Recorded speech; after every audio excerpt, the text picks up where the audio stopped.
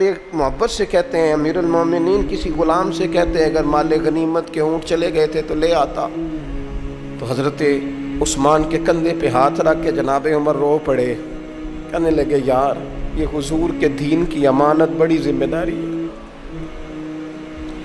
لے او سجنا اساں توڑ نبھائی، اساں جان بھی دتی تیرا تیرے، یہ بڑی ڈیوٹی ہے، یہ بڑی ذمہ داری ہے، میں کیسے غلام کو بھیج دیتا؟ مسلمانوں کا مال ہے، جب ڈیوٹی میری ہے تو کیسے کسی کو بھیجتا؟ یہ آزمائش ہے، یہ دکھ ہے۔ 22-24 لاکھ مربع میل کے حکمران حضرت عثمان غنی، ان کا دور آ گیا، یعنی وہ شخص جس نے چڑھتی جوانی میں بھی نظریں جھکا کے رکھی، اور جس شخص نے اپنا سارا مال دین پر قربان کر دیا، اس کے گھر کا گھیرا تنگ کر لیا گیا۔ بہت بڑی ذمہ داری حضرت عثمان پر آئی، بڑی۔ اور جناب عثمان غنی کا حال یہ ہے کہ 40 دن گزر گئے، جس شخص کے اپنے ذاتی مصارف لاکھوں کروڑوں میں لوگوں پر خرچ ہوتے ہیں، 40 دن سے اس نے کھانا نہیں کھایا، اسے ڈھب اور سلیقے سے روٹی پانی نہیں ملا، گھر میں قید ہیں۔ لوگوں نے کہا عثمان ہمیں اجازت دے دیں ہم لڑیں، کہنے لگے کیسے دے دوں؟ حضور کا مدینہ اور میری وجہ سے خون بہہ جائے، بس میرے اوپر آئی ہے تو میں نبھاؤں گا، یہ ذمہ داری ہے۔ کہا پھر عثمان خلافت؟ فرمایا یار یہ بھی میری مجبوری ہے۔ میرے نبی پاک نے فرمایا تھا عثمان اللہ تمہیں قمیض پہنائے گا، لوگ اتارنا چاہیں گے، دیکھنا اتارنا نہ، وہ قمیض نہ اتارنا کیسے چھوڑ دوں؟ حضرت عثمان بھی شہید ہو گئے، جناب عمر بھی شہید ہو گئے، حضرت علی المرتضیٰ شیر خدا وہ کیا 9-10 سال کی عمر سے حضور کے ساتھ چلے، ہر غزوے میں، ہر میدان میں، ہر جہاد میں، ہر جگہ آگے آگے۔ ان لوگوں نے دین سے نفع نہیں لیے۔ حضرت علی المرتضیٰ شیر خدا تو کوفے کی جامع مسجد کے پاس کھڑے ہو کے کہتے تھے میری کوئی بندہ زیرہ خرید لے۔ امیر المومنین کہہ رہے ہیں میری طامت زیادہ پھٹ گئی ہے، اب تو پیوند لگنے کی جگہ بھی کوئی نہیں بچی، یہ زیادہ پھٹ گئی ہے، اگر مزید پیوند لگ سکتے ہوتے تو میں زیرہ نہ بیچتا، یہ میری زیرہ کوئی خرید لے، کوئی خرید لے زیرہ۔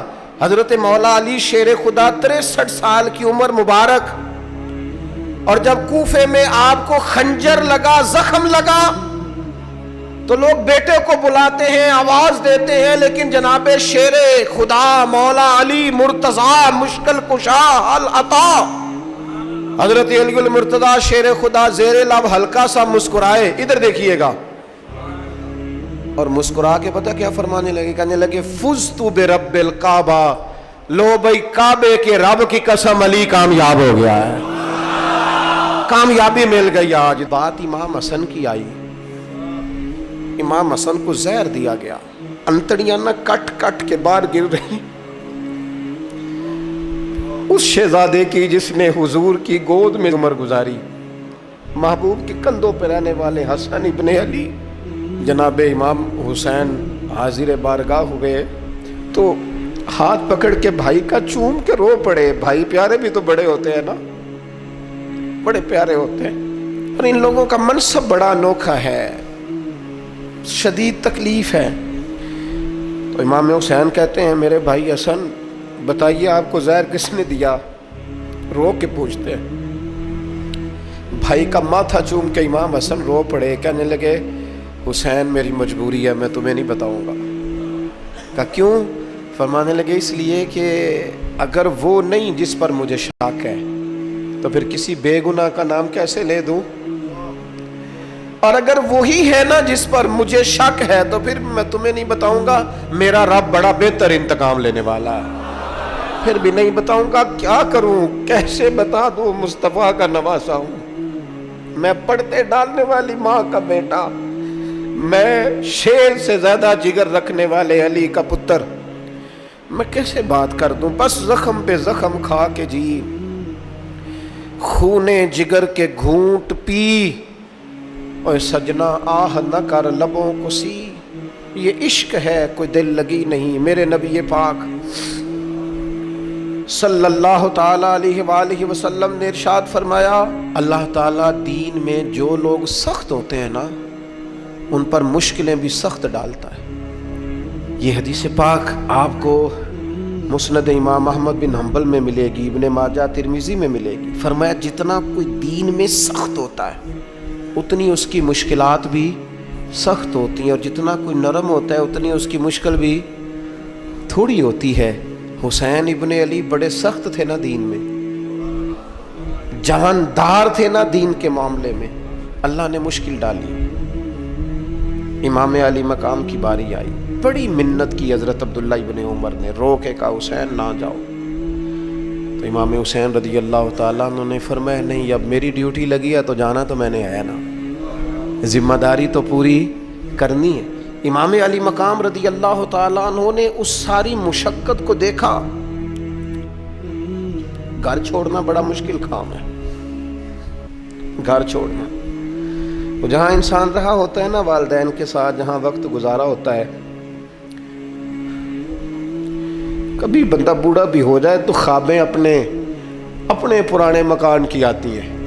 خواب بھی کبھی آئے نا تو وہیں گھومتا انسان اپنے آپ کو پاتا ہے۔ لیکن امام حسین نے کہا کہ بس اب وقت آیا ہے تو اب یہ چھوڑنا ہے۔ ہم نہ قربانی دیے بغیر پاس ہونا چاہتے ہیں، ہم کوئی مشقت سہے بغیر نمبر لینا چاہتے ہیں، ہم کوئی کام کیے بغیر رتبہ پانا چاہتے ہیں۔ ایسا ہوتا نہیں نا، یہ ممکن نہیں۔ آپ تاریخ پڑھیں نا انبیاء کی، حضرت نوح علیہ السلام نے 950 سال محنت کی ہے، اور میں سورہ ہود دیکھتا ہوں تو میں وہ انداز دیکھتا ہوں جس طرح کفر ان سے بات کرتا تھا۔ بڑی جدوجہد کی حضرت نوح نے، لیکن پتہ ہے دکھ اس سے بڑا کیا دیکھا؟ اپنا بیٹا ہی کافر ہو گیا۔ مالک امتحان ڈالتا ہے تو بڑے بڑے، اور حضرت نوح نے اپنے بیٹے کو ڈوبتے دیکھا، کہا مالک میرا بیٹا، فرمایا نہیں یہ تیرا ہے ہی نہیں، تیرے طریقے پر نہیں تو تیرا کیسے ہوگا؟ کسی کی نسل کہلانے کے لیے تو اس کے عقیدے پر ہونا ضروری ہے، تیرا نہیں۔ حضرت نوح نے مشقت دیکھی۔ واتخذ اللہ ابراہیم خلیلا، ابراہیم اللہ کے پیارے ہیں نا، لیکن زندگی پوری پڑھ کے دیکھ لو، ساری کی ساری مشقت مصائب سے بھری ہوئی، آزمائشوں سے لدی ہوئی۔ کبھی انہیں قوم آگ میں ڈالتی ہے، اور کبھی 86 سال عمر ہو گئی تو اولاد کوئی نہیں، اور دعا مانگ کے رب بیٹا وہ دیتا ہے جس کی پیشانی میں نور محمدی چمکتا ہے۔ اچھا پہلے دیا نہیں، اب دیا، فلما بلغا ماہ سعیا، اور جب وہ ذرا ساتھ چلنے کے قابل ہو گیا، ہر بندہ کہتا نہیں منون خیر ہے میرا پتر جوان ہو گیا ہے، جب وہ بیٹا ساتھ چلنے کے قابل ہوا تو فرمایا ذبح کرو نا ذبح۔ تھوڑی دیر کے لیے دل پہ ہاتھ رکھ کے بتاؤ، اور بچے کو بخار چڑھ جائے تو نیند نہیں آتی، مائیں منتیں مانگتی پھرتی ہیں، روتے پھرتے ہیں باپ، بچے کی طبیعت ٹھیک نہیں، فقط بیمار ہے، اور جسے یہ کہا جائے ذبح کر۔ جناب ابراہیم تیار ہو گئے اور بیٹے کو ذبح کر دیا، چھری چلا دی۔ وہ تو مالک نے کہا کہ ابراہیم تم پر سلام ہو، تم نے اپنا خواب سچ کر دکھایا ہے۔ ساری زندگی دیکھیں نا آپ آزمائشوں سے بھری۔ ادھر آ جائے نا، جناب ایوب ہیں، کتنے بیمار ہو گئے، کتنے بیمار ہو گئے، 12 سال گزر گئے طبیعت خراب کو، 8 دن کے بخار میں لوگوں کے شکوے، 12 سال بیت گئے تو قبول محمد بخشا۔ بس عرض اتنی ہے کہ راضی رہن پیارے۔ آپ دیکھیں نا جناب یعقوب پیارے ہیں نا اللہ کے، لیکن آدھی زندگی روتے گزر گئی بیٹے کی یاد۔ جناب یوسف پیارے ہیں نا، سونا بنا کے نا، اور باپ کا لاڈلا بنا کے نا، محبت پوری کرا کے، پیار پورا۔ یا بنی لا تقصص رؤیاک علی اخوتک فیکیدوا لک کیدا ان الشیطان للانسان عدو مبین۔